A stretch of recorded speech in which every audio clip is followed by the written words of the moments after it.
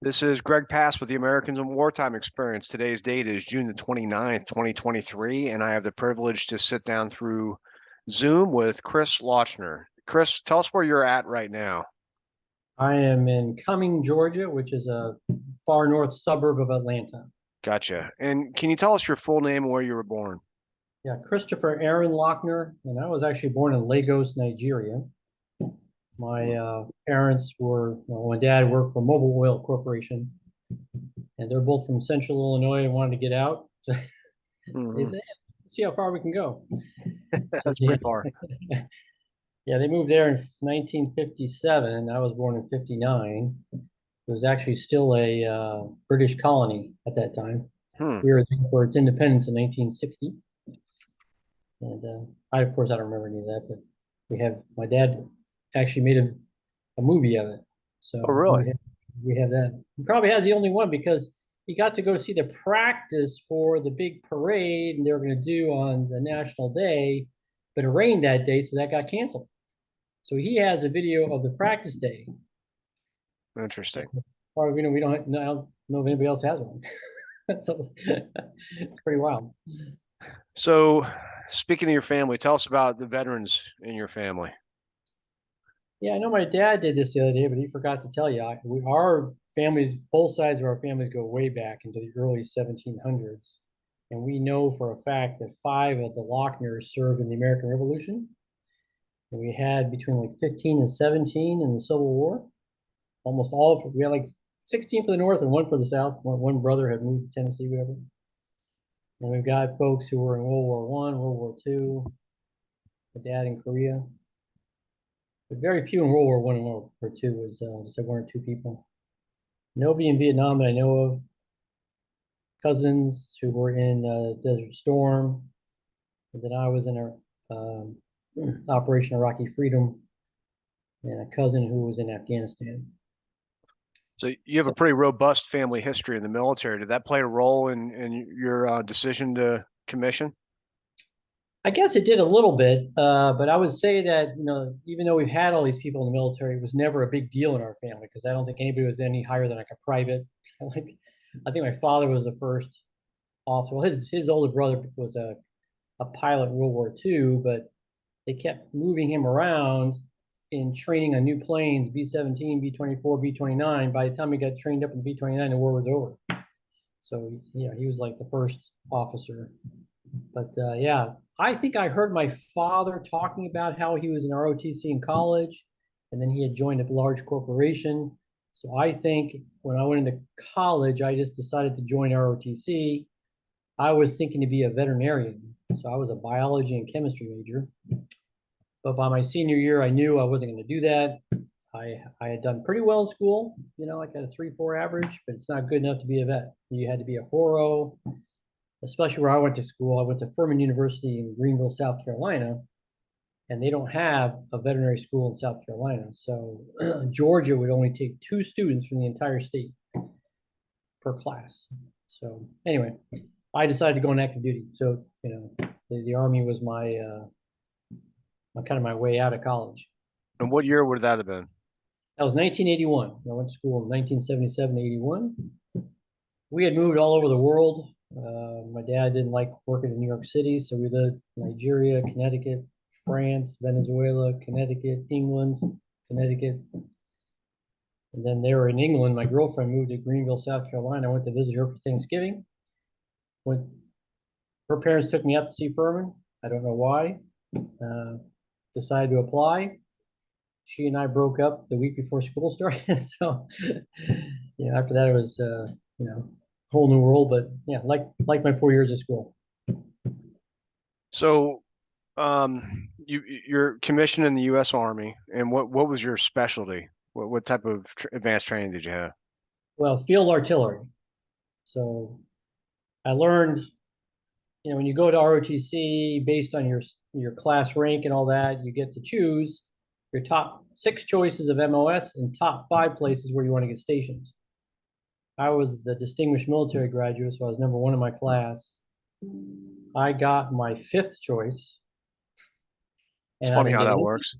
Any of the places that I had selected. And I learned very quickly that the Army has a way of going around things. Every year, the MOSs kind of rotate who gets first crack.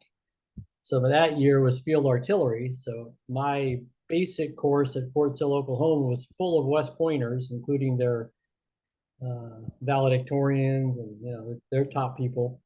And a lot of the top ROTC folks are in the ROTC classes. So the next year, maybe went to infantry or armor, kind of rotated around. Yeah. So did you stay in that field for most of your career? I did, but what's interesting, I went there. I was supposed to go on to Fort Hood, Texas. I was going to do the traditional Ranger School Airborne, be part of a combat cannon battery in Fort Hood, Texas. But I took a language aptitude test. They give it to everybody when you enter the artillery school. I did very well on that, I guess, because growing up, I learned French and Spanish. And I qualified to take either Italian, Greek, or Turkish at the Defense Language Institute in Monterey, California.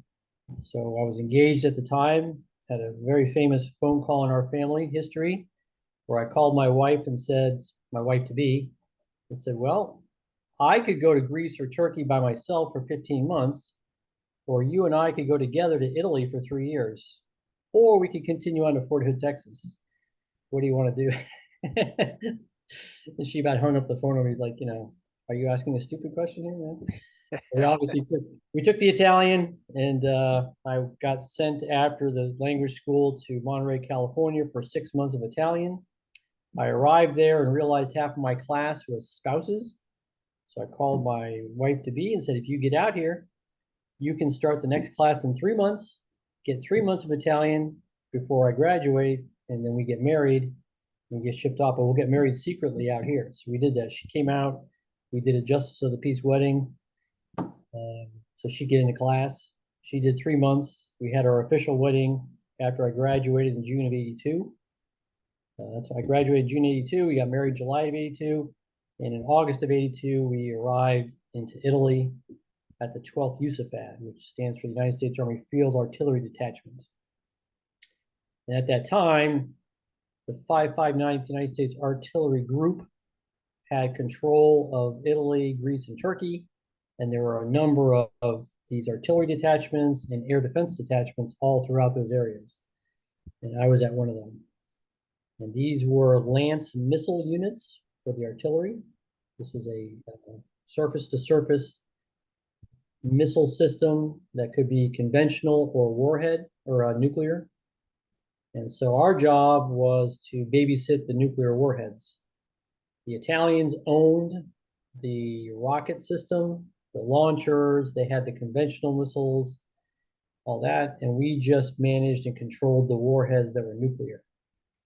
So we just spent our time, practicing with the Italians, putting together the main missile assemblage with the warhead, and hoping that we never had to use those things. So thankfully we didn't. So the Italians, you guys work well with them? Oh God, yeah, they were great. They were very poor. They didn't have any money. They were all draftees. These kids would come in for 13 months. And I think, basically they asked them what they did growing up. We owned a restaurant. My dad was an electrician or a plumber. And that's what they became, if they knew anything about it, for their 13 months. Yeah. They literally went through their basic training. I think they fired like 10 bullets, showed them which end of the gun to point away. But great people, loved it. We had we call it our 3-year honeymoon. Living in Italy was absolutely spectacular. This is about 45 miles northeast of Venice. It's the Po Valley, very flat. And then you've got the Dolomite Mountains that kind of shoot straight up just further north of you. Right, Aviano Air Base is right below that. And that's where we would go. It's about 25, 30 miles from our little base. We only had about 50 Americans there total across 2 little sites. And we had 2 downranges there where we're storing the weapons, 2 posts that we were attached to the Italians. They had their side of the post and we had our side of the post. But every day we were back and forth across working together. And I was going to say earlier, these all got shut down in like 1992. Once the wall fell, once the Soviet Union fell, that whole weapon system was taken out and all of those artillery sites and all the air defense sites disappeared from Italy. So you and I have talked prior to this.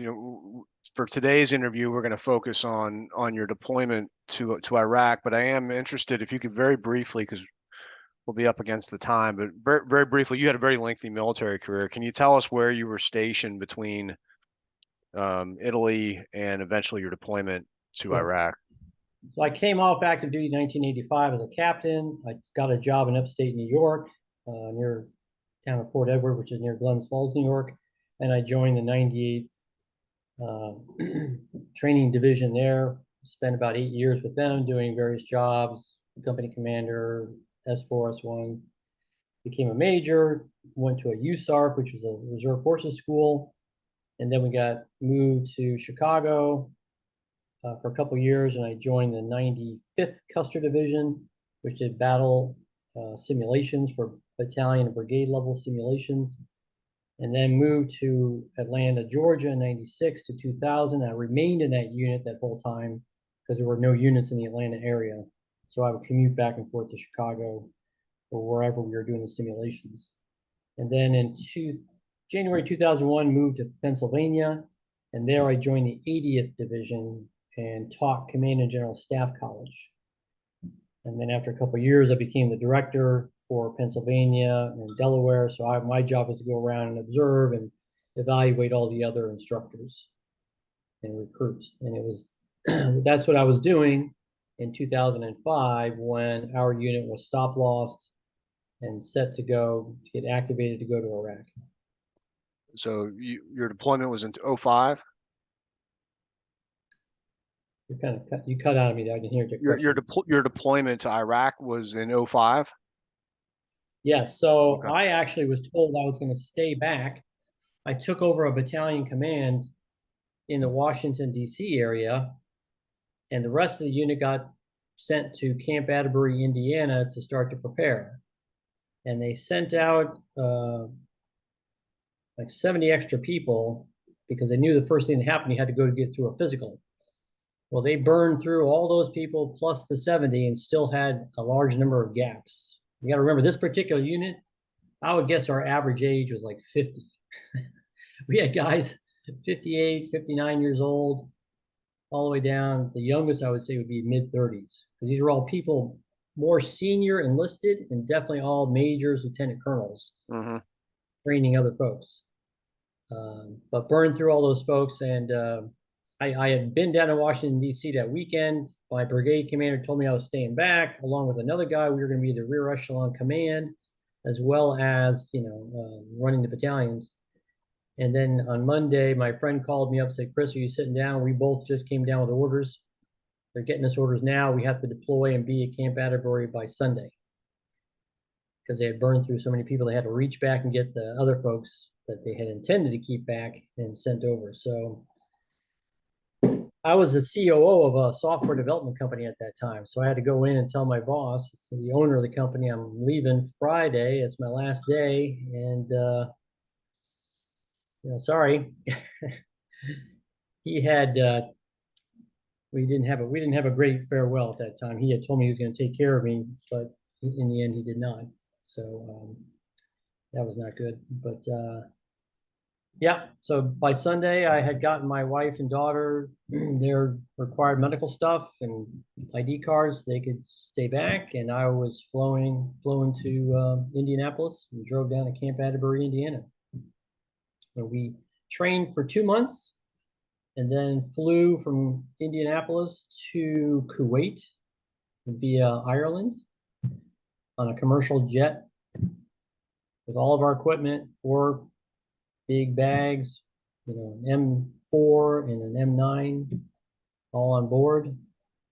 And then we went to Camp Virginia in Kuwait for about 12 days to just acclimatize to the weather. Camp Virginia was out in the middle of the desert. So it was in the daytime, 100 degrees, 105, 110. What month was this? This was in July, end of July. And we would get up frequently about 2 a.m., take these convoys out into the desert, to do weapons training. We get out there, sleep for like an hour or two, and then get on the range by 7, 8 a.m. And then we had to stop by about 10 because it would be so hot. And I'll just never forget coming back into a tent. Everybody's just dying of heat, and just they have a little bit of air conditioning in there, bringing the temperature down to about 80, and everybody just passing out. It's like, Yeah. that seems. Yeah, so we did that for about 12 days, and then Well, Chris, let me cut you off real quick, and I want to go back in time before this, set the stage a little bit. 9/11. yeah, Where were you on 9/11? What are your memories of that day? How did you hear the news? it's funny because I was working that day at that software company in Pennington, New Jersey. So I remember hearing it in the office. We quickly had televisions on. And what's funny about it was just the month prior, I had taken my daughter and a friend of hers hiking in central New Jersey, and it was a beautiful, clear day.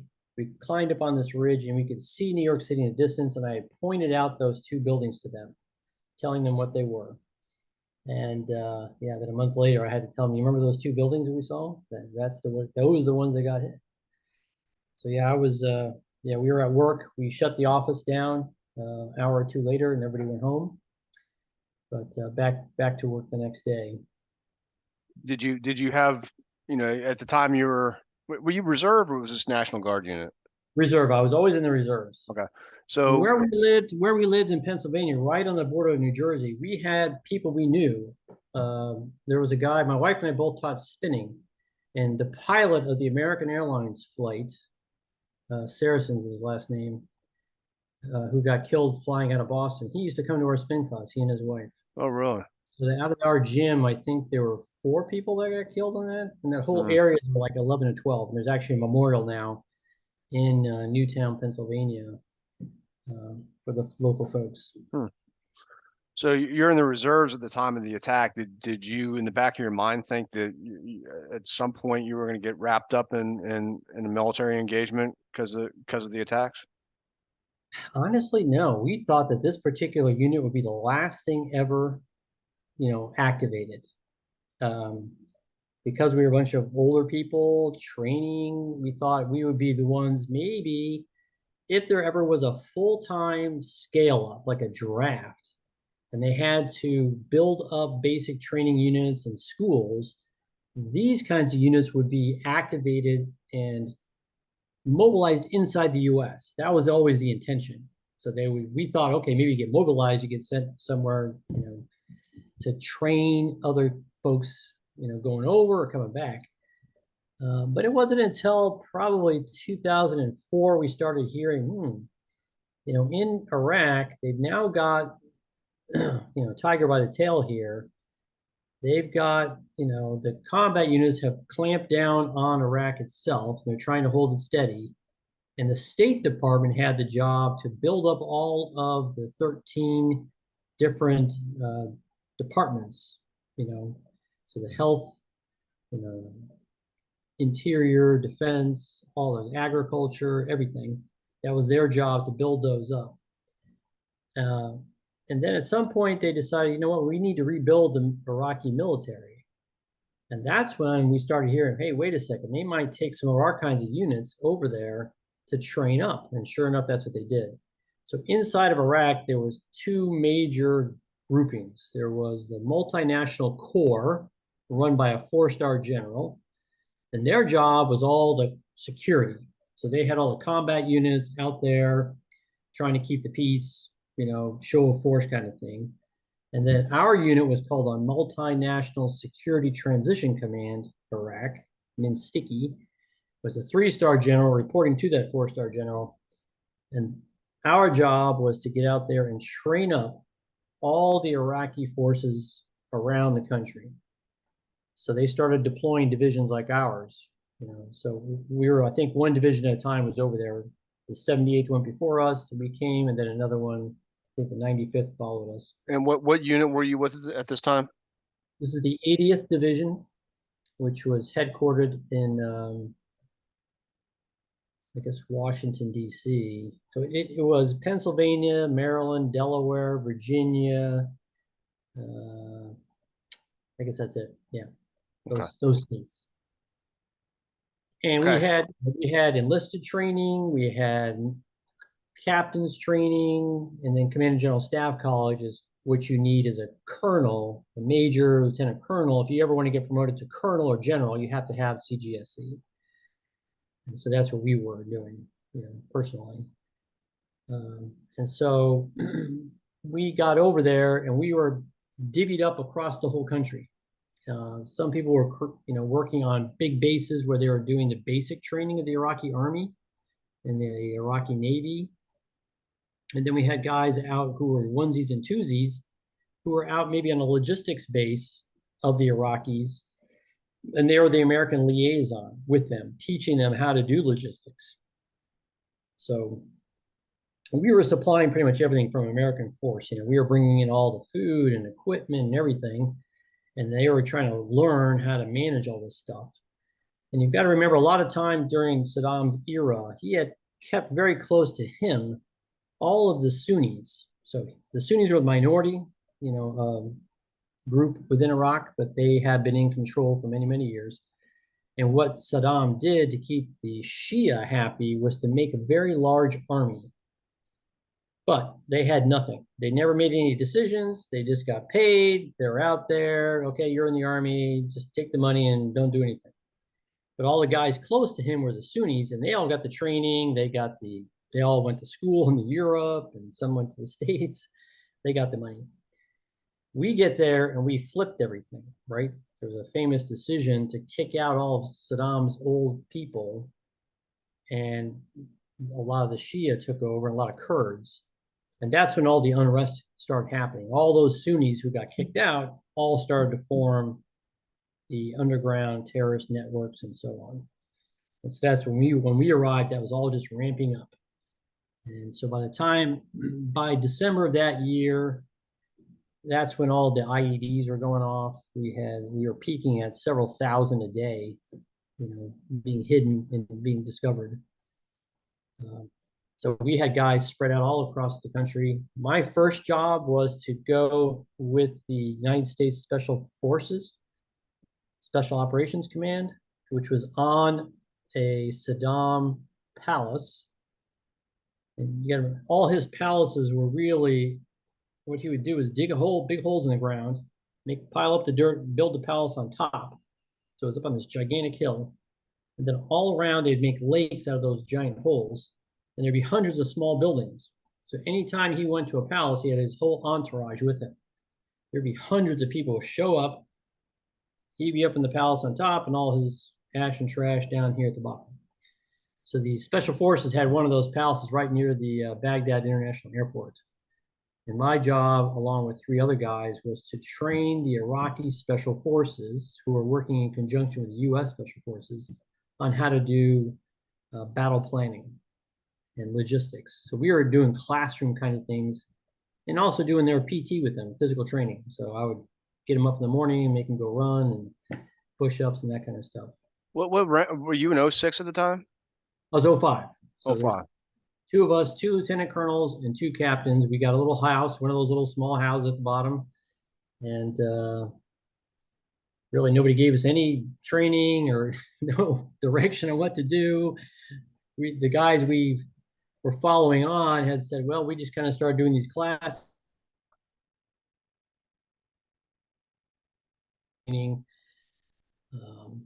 We would just eat with the Special Forces guys there.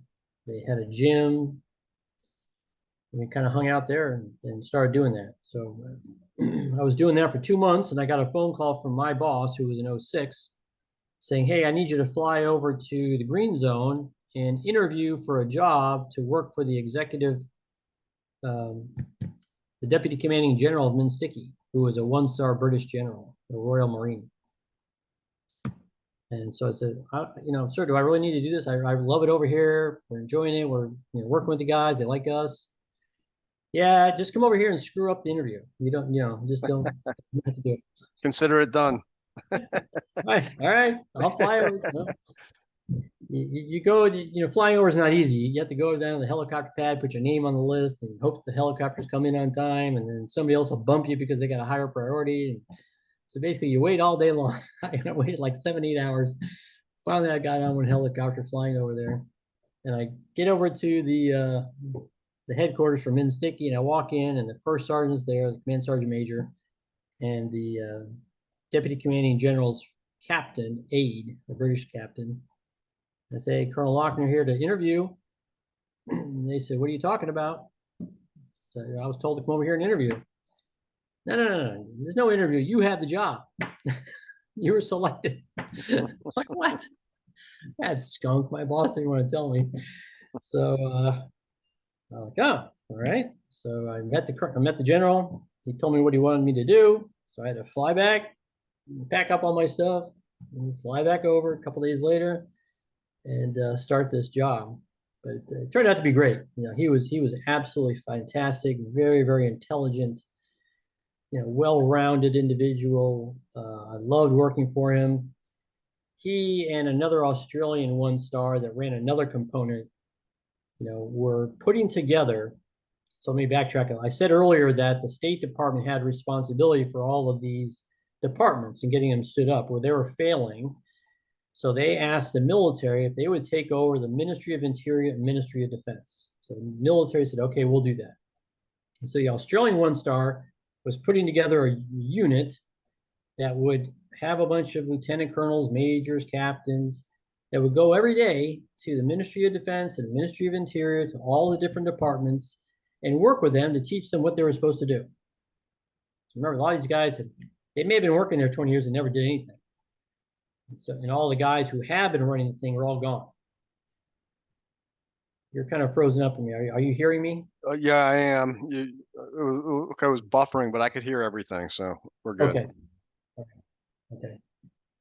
So my job for the next 3 months was to do a bunch of Excel spreadsheets and PowerPoints and figure out exactly what kind of skills and the number of people, the type of people we needed for every department of the Ministry of Defense and Ministry of Interior. Now, the Ministry of Defense was right next to our office there. We could go out of the green zone, literally, and walk about 100 yards outside the green zone, hit the Ministry of Defense, and be inside of it. The Ministry of Interior, I would have to take a convoy through Baghdad, get over to it, and go and interview each of these departments and figure out what we needed. So I put this all together in Excel spreadsheets, PowerPoints, and presented to the 4-stars and the 3-stars, and you know, tell them, hey, we need, you know, 50 colonels and 25 lieutenant colonels, blah, blah, blah. We need a bunch of civilians. We need firemen. We need, you know, policemen from the states. We need investigators, all from the Ministry of Interior mostly. They needed a broad variety of things. They needed all kinds of stuff, engineering, and Where are you coming up with all? I mean, obviously this isn't your specialty. You know, what did you have people from the United States that were subject matter experts that were helping you along the way, or are you just like, hey man, just make this happen? Make this happen, basically. So I had to go over there and interview people. So I'd go and interview the military guys who are sitting in those departments right now that the one-star Australian was putting together. And they were learning what that department's supposed to do. And you know, sometimes they may have been able to get a hold of an FBI guy or a fireman that had. It gets complicated because there's another whole palace over there full of FBI, CIA, fire department people, sheriffs who are well, I shouldn't say they were volunteering. They were volunteering, they were getting paid to come over, and they'd spend 3 months in Iraq helping out different departments. So those guys were tremendously helpful to me to know in the Ministry of Interior, okay, if you're going to try to build a department that's, you know, the waterworks, how do you get the waterworks going? Yeah. You know, what kind of skills? And USAID was there. I got to know them, and they would help tell me, okay, Chris, you need to get this, this, and this. You know, help us out. So I put together as much as I could. It was like 500 and something positions. But the military guys wouldn't let up. Nobody would give up anybody. I was like, I would see all these people wandering around the green zone. To me, they didn't look like they had full-time jobs. And I thought, okay, we could just take some of these folks and put them in there. But nobody would give up anybody. So we had to put it out to bid. And so then I had to work with the procurement department. We put it out to bid. And it was, you know, this was a huge contract, millions and millions of dollars. And the company won it. And so they started filling these positions at about February, March of 06. So people were starting to filter in. And at that time, my general was rotating out. A new guy was coming in. And before he left, I asked him if it'd be okay if I would take one of those slots for the remaining time that I had in Iraq. So he said yes. So I say I want to be the lead advisor for the M5 department of the Ministry of Defense, which was plans and policies.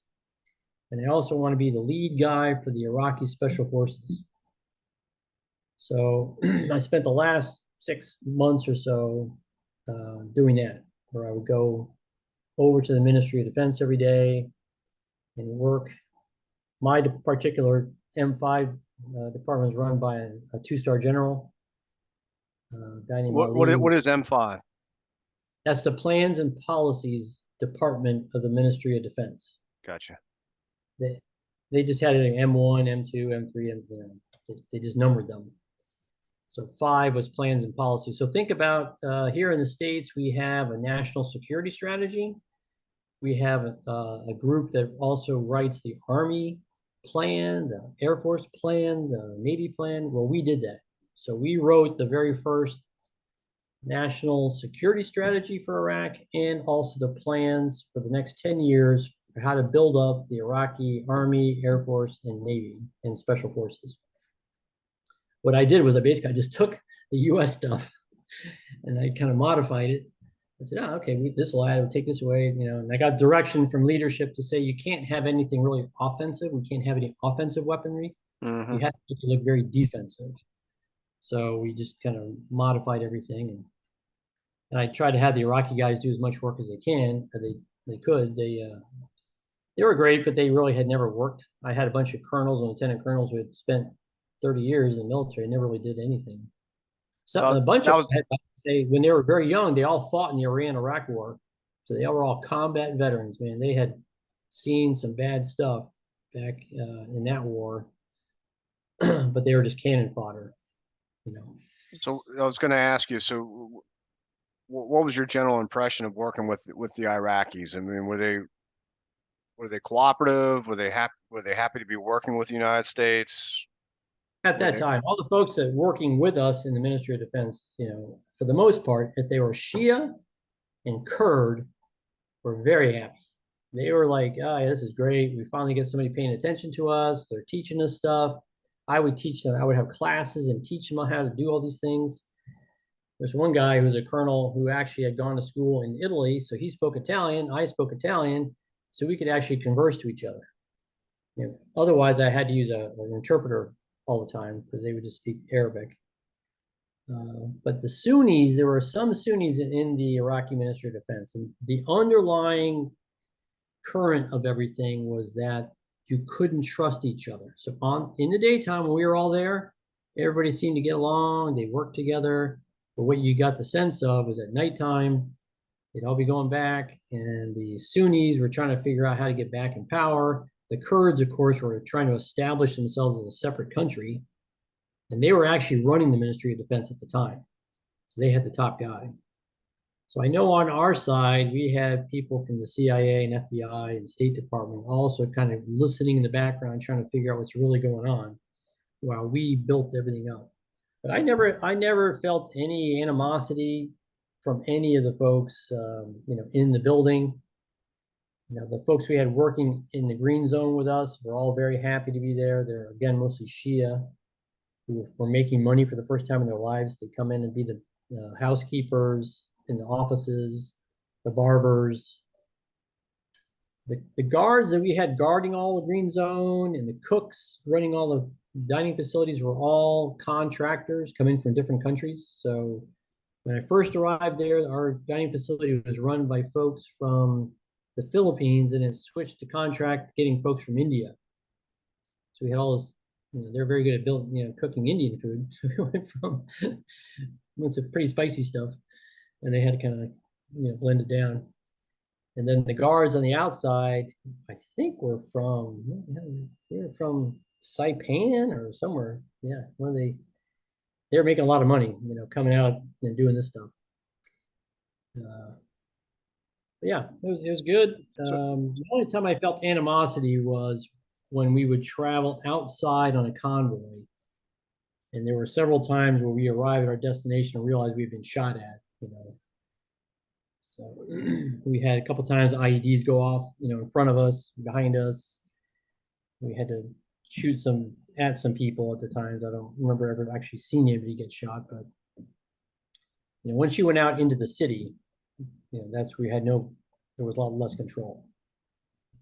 So you mentioned the green zone. Can you describe that a little bit? And I mean, how large of a area are we talking about? And walk us through what that entails. Yeah, the green zone is pretty large. So I'm going to guess it was probably 5 miles long, and then at its deepest, maybe 2 miles deep, all surrounded by big cement walls. And you had 3 or 4 main entrances that were guarded by the Iraqis on the far outside. And then you'd weave your way through a bunch of barriers, and then you come to the American control point, and then you'd come inside. And it was, you know, a weekly event where there were shootings and explosions and, you know, suicide bombers from probably about September, October when I was there, all the way until I left. They're trying to hit those entry points. Never successful getting inside, but, you know, quite a few Iraqi soldiers died out there. We had one, they had a dining facility up against one of those outside walls, and the suicide bomber blew himself up right outside of it. And while nobody was killed inside of our area, it just, I'll never forget, just the boom, and then the whole room was filled up with dust. You couldn't see your hand in front of your face. Just poof, instantaneously. And that's when they kind of realized this is getting serious, because everything was kind of ramping up. And they pushed barriers out from those walls. They said, okay, we're gonna have to make a buffer all the way around there.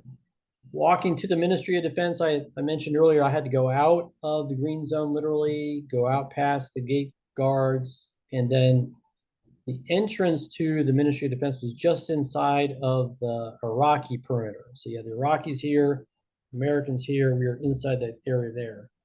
But there was an old building right on the outside, abandoned. And I guess the Iraqis would go sweep it every now and then, but one time walking to work, somebody was up there sniping at us. And as I walked across the driveway, you know, pew! So you never really felt like 100% secure, but yeah, that it was interesting.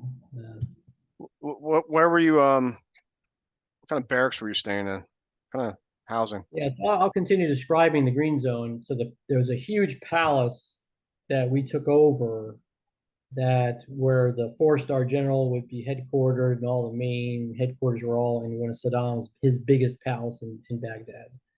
And behind that, what they had put into for all of us to be in, if you were an 05 and below, you were 2 people per, think of a 40-foot shipping container. It was a 40-foot shipping container like this, and then there was another one like this, and they were connected in the middle, and attached to that was the bathroom. So 4 people sharing a common bathroom with a door on this side. You turn right or left to go to your door, and inside your container you had 2 beds, a wall locker, a little nightstand, a small refrigerator.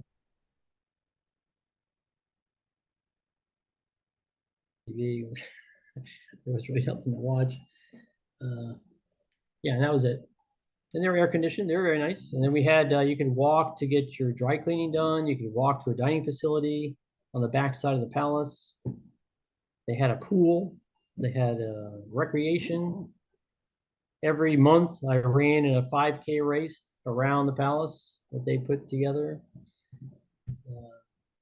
Yeah, I can't complain, you know. The green zone was very comfortable, but there are hundreds of other buildings inside the green zone. Many of these were being utilized by the other national forces that were there. So the British had their compound inside there. The Poles, the Turks, the Canadians all had different areas of their own. And then you had tons of contractors. So the big contractors coming over to support everything would also have buildings inside the green zone. So in there were tens of thousands of people. And you'll also remember there was a a parade stand that Saddam would use when he was in power and had the crossed swords. There was like a stadium, and on each end of it were two crossed swords with two hands holding up the swords. Yeah. Those were built at the end of the Iraq-Iran war. At the base of those, the hands, they were made out of all the helmets of Iranian soldiers. Hmm. And then they had the swords going up. And that was to commemorate the great victory of Iraq over Iran, which really didn't happen, but that was their viewpoint. That was a big parade ground. That was all inside of there. And then also they were building the brand new American embassy, which was the largest embassy in the world. It was going to be ginormous. That was all being built the whole time we were there. I think it opened just after we left. And they are expecting to have, I think, 2,000 to 4,000 people working there, but it's never happened. We just never, with all the issues that they had with Iraq, it's never hardly been utilized. I think it's very small. Yeah. How did you communicate with your family? We had these little pay cards. A lot of people donated, so we get these things coming through the mail, little cards that you could go to these pay phones and scratch off a number, type it in, they give you 5 minutes or 10 minutes, whatever. And that's how I would call home. Now, towards the end of my time there, they actually gave me a cell phone because of the work I was doing. So yeah. I had a cell phone. I was offered a job to be the assistant to the chief of staff, the assistant chief of staff. But I turned it down because all that was going to be was a bunch of paperwork again, like my first 3 months. But in that process, I got to know the chief of staff, who was a great guy, colonel, active duty colonel, and he sent me to Jordan. He had to go back to the United States to testify in front of Congress. So he asked me if I would fly to Jordan with the Iraqi Special Forces and speak to the World Special Forces Convention. So I called my wife up and said, hey, I'm going to be in Jordan for a week. I have to spend 2 days, one doing the speech, and then the second day I have to attend a weapons show. Then after that, I'm free. The general is going to fly back, and I am not allowed to fly back until the following Sunday on a C-130 transport. So she flew over with 2 friends of ours. I flew over on a private U.S. Air Force turboprop because this Iraqi general I was taking was a 4-star. The higher up you were, the better kind of transportation you got. So I took the 4-star, the commanding lieutenant colonel for the Special Forces Battalion, and 2 of his chief staff members. We all flew over, got treated like royalty going in. I gave my speech the next day. Don't know a whole lot about Special Forces, but I guess the speech was about intelligence usage and the building up of the intelligence capability within Iraq. And it was well received. I remember that. I didn't write it. He wrote it. He just told me, here are your PowerPoint slides. Just talk about this and don't answer any questions. Okay. And then the next day, got to go see this weapons show. It was just like you see in the movies. All these weapons laid out in these tents, and then they took us outside. And there are hundreds of people from all over the world there. Lots of generals from all these countries. Put us in these stands, and the Jordanians had their special forces hidden out in the field, and suddenly they pop up, and these other guys start parachuting down, and they shoot all these fake weapons and things, and it was really cool. And then the prince, the Jordanian prince, who at the time was about 13 years old, he showed up in a full uniform with all these medals. At 13? 13. Yeah, all these guards, and he literally walks through. And honest to God, I felt like he was just pointing things out. Okay, I'll take 3 of those rockets, and I'll take 5 of those. It was really funny. But yeah, I had a great time. Then those guys left, and then my wife and our friends, we got to drive around, rented a car, and got to go to see the Dead Sea and cool. Other parts of Jordan. It was really cool. And they flew back on Saturday night, and Sunday I caught a C-130 back to Iraq. And it was, yeah.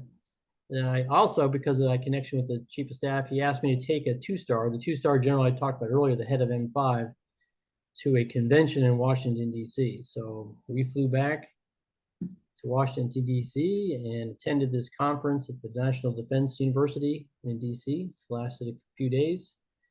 And then he flew back on his own because he wanted to go visit his brother in Morocco. So he went his way. And then I was able to see my wife. She came down for a day, and then I flew back to Iraq.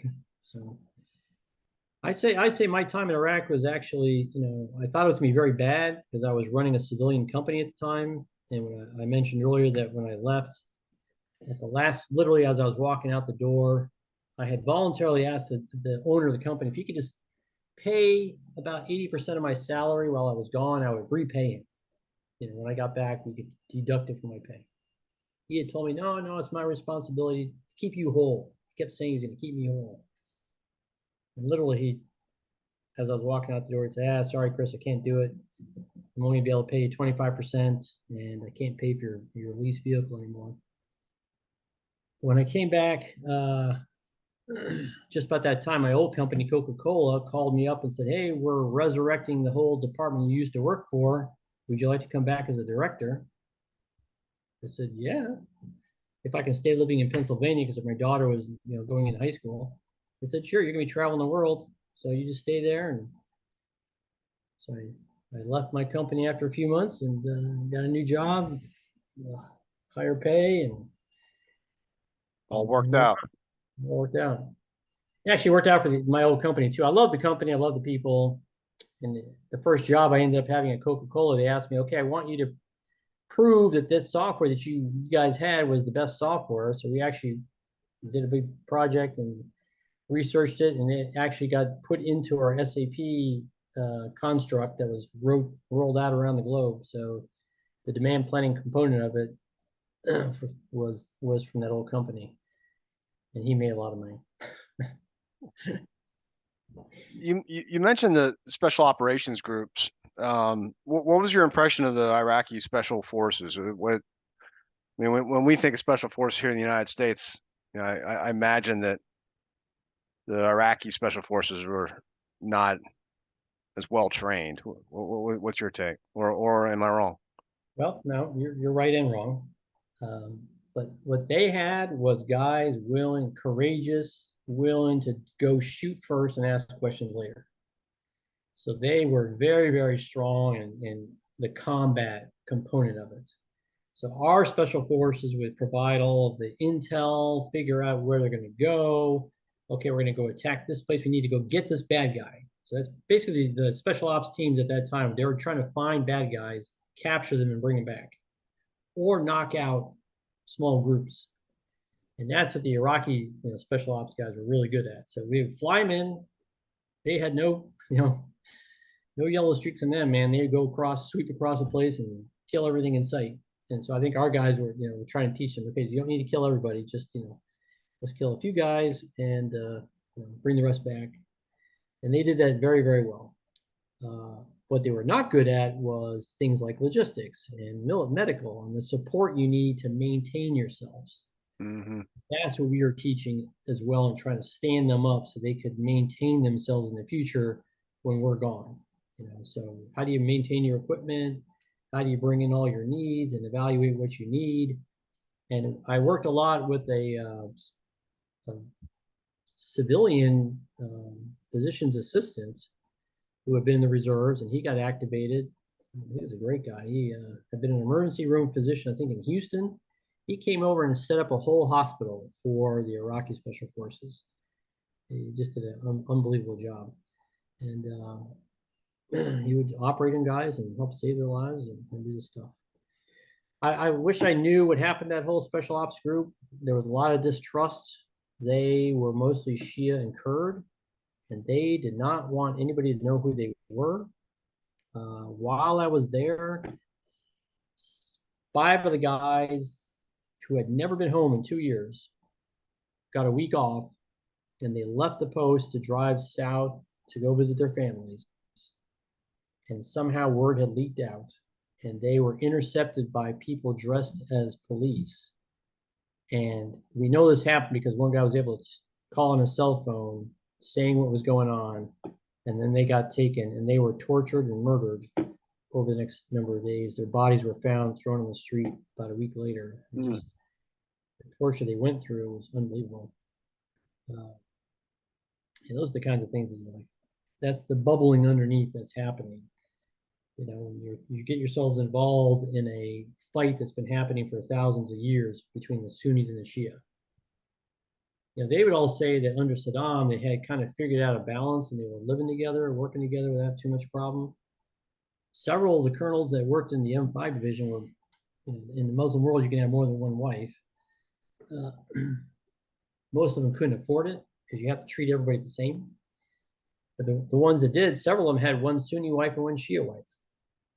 But once the war all began and a split happened, they got pushed one way or the other. So they got shoved into the Shia community of Baghdad, or they got shoved into the Sunni. And the other wife had to be very careful, like stay in the house. If she was the Shia in the Sunni area, she had to stay in the house and not go anywhere. And vice versa on the other side. So yeah, that's been going on for what, 1,000 years, this fight between them. And yeah, that was not something we were ever prepared to be able to handle and improve upon. So how long total were you over there? Were you there a full calendar year? Or? Just about a year. I think I was like 10 days shy of a full year. Yep. So we came back beginning of August of 06. I handed off my job to a retired lieutenant colonel who got the job through that contract that I had set up. He spent about a year there. And we went back to Camp Atterbury, Indiana. We spent a month there just decompressing, going through some training, making sure we didn't have PTSD, physicals, stuff like that. And then I came back and went back to work in September of 06. So when did you end up retiring? So after that, I went into what's called the Individual Ready Reserve because I thought I'm just an 05. They offered me the battalion command for that CGSC battalion. But in the year that we had left, they reorganized everything, and I was going to have from Virginia all the way to Maine. I was going to have something like 80 lieutenant colonels, and I was a lieutenant colonel. And I would have been traveling to all these states every weekend. Yeah, my daughter was, you know, freshman in high school. I'm like, no, I can't do that. So I went into the IRR. And then they came back to me and said, you're promoted to colonel. I am? Like, oh, I guess I had good ratings. I got rated by the 3-star general and that colonel while I was in Iraq, and the 1-star British general. So that's what got me promoted to colonel. And because of that, I had to actually go find another job. So I went and joined the Joint Forces Command down in Suffolk, Virginia. So Joint Forces Command headquarters was in Norfolk at the time, but the J9 that I worked at was in Suffolk, which, you know, Chesapeake Bay, right near the shore. And so for the next 3 years, yeah, I commuted down to there and worked in that unit. And then in June of 2011, I retired of that. So how many years total? So total years was 30 years, but I have what's called 29 good years. So I did that 1 year of IRR. Yeah. 30 good years. Very good. I turned 60 a few years ago, so I started picking up my military pension. Mm-hmm. It's been nice. The Good. difference between 05 and 06 is pretty significant. So that was. I bet.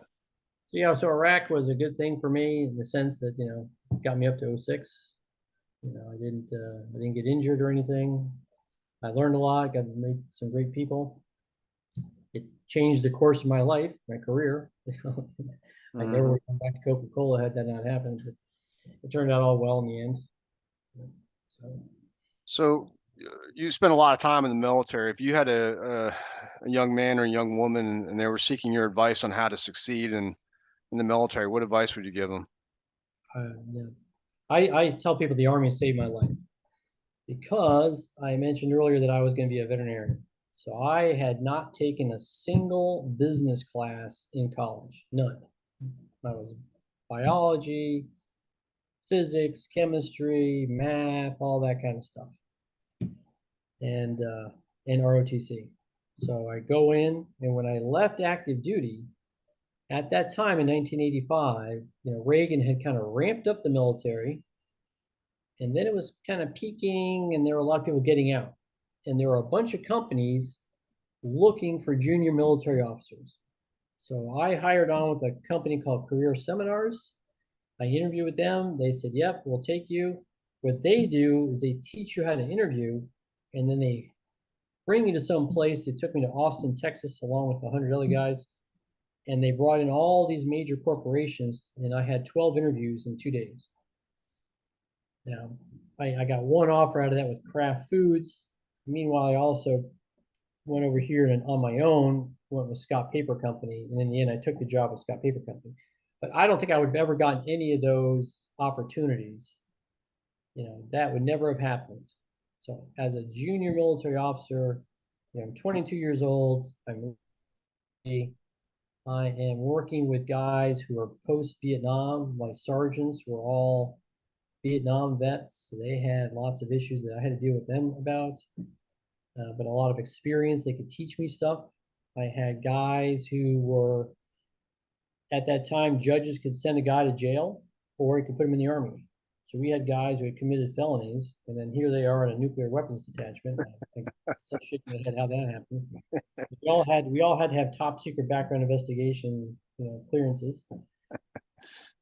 So you learn how to deal with a lot of people at different ages and different, walks of life and different races, and we all figure out how to work together. And we had, 3 or 4 guys who were, homosexual at the time. They weren't allowed to say it, but we didn't care. It was like, okay, we're all gonna work together and get this job done, and it all worked fine. And that's what it teaches you. It teaches you a lot of things. You get a lot of responsibility at an early age, and you come out. You may decide you hate the military and you want out, but at least you know that, and you will have gotten tons of experience. I knew going in I was not staying on active duty, and nothing changed my mind on the 4 years active duty I had. I knew I was not going to stay active, but I knew I was going to stay in the reserves. Mm-hmm. Through my active duty, I said, you know what, I'm going to stay with this all along, and I'm so glad I did. I met tremendous people in the reserves. They were so much better than I ever thought they were. My first unit there, the 98th Division, we taught basic training. So I had all the drill sergeants under me, and they were fantastic. These are guys who were plumbers, carpenters, electricians, postal workers. We had a couple factory workers. And what I loved about that is they all had different, life experiences. And that particular division was teaching engineering. So that's why they all have those backgrounds. They would do basic training, and then immediately afterwards, they what's called advanced individual training. So they would bring the guys and teach them how to be engineers. So electricians, plumbing, carpentry, excavating, whatever. And yeah, that group was really great. So I encourage folks to, if you don't know exactly what you're going to do, take a look at the military. You're going to go in, you're going to learn a ton of stuff. If you take advantage of it, you're going to come out with money you can use for your career advancement or go back to college. Maybe by then you're a little bit older, you figure out what you like or don't like. And that's what I taught a lot of guys that. 2 years into my Italian period, the GI Bill came into play. And so we suddenly started getting this influx of guys and gals. I keep saying guys, but at that time, there were a lot of women coming in as well. We had the first round of military officers, females allowed in field artillery, were coming into our unit. So that was a nice experience. But these kids coming out of college, they maybe been 1 year, ran out of money. So they come in, they spend 2 years on active duty, and they would go back and have enough money to finish out their college. And they got that experience of being in the military. So it was, yeah, saved my life. Gave me a direction and gave me the opportunities I needed to advance my career. Yeah. We're videotaping this, obviously. You're going to receive a copy of the video, and we're going to encourage you to submit your story to the Library of Congress Veterans History Project, where theoretically it'll be there for hundreds of years. If one of your great grandchildren stumble upon the video, what would you want them to know about your service to your country? That it was an honor for me. I didn't do this to make money or whatever. I mean, it helped me out definitely, but in the end, I look back on it and say I'm glad I did it, and that it was an honor to serve this country. We may not be perfect at everything we do, but I've lived in 8 countries around the world, and there is no other one that I think gives people more opportunities than this one. The way, if we keep the structure right, and the balance, we're fighting a big fight right now, but you got to have enough money in the middle of the country to keep growing it. And I'm thankful that I stuck with it, and appreciate the support I get now. I get lots of kudos from folks. I don't feel like I really, deserve it all, but I'm glad I was able to actually do something with all that spending and training they gave to me. I feel good that I got my year in Iraq and gave something back. Well said. On behalf of the Americans in Wartime Experience, I thank you for spending time with us today, and thank you for your service, Chris. I appreciate it. Thank you. Appreciate what you guys are doing. This is fantastic.